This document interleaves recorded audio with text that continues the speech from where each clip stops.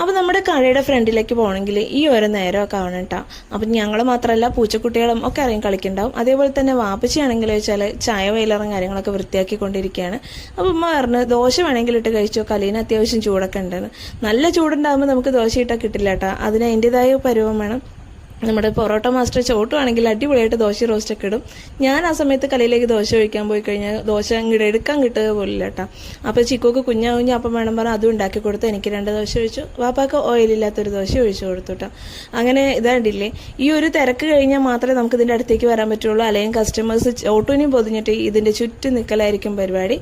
അപ്പോൾ നമ്മുടെ കടയിൽ രാത്രി ദോശ സാധാരണ ഉണ്ടാവാറില്ല. ഇപ്പോൾ ആരെങ്കിലും ഓർഡർ പറഞ്ഞിട്ടുണ്ടെങ്കിൽ മാത്രമേ ഉണ്ടാവുള്ളൂ. അങ്ങനെയാണെങ്കിൽ മാത്രമേ ഞങ്ങൾക്കും രാത്രി ദോശ കിട്ടും.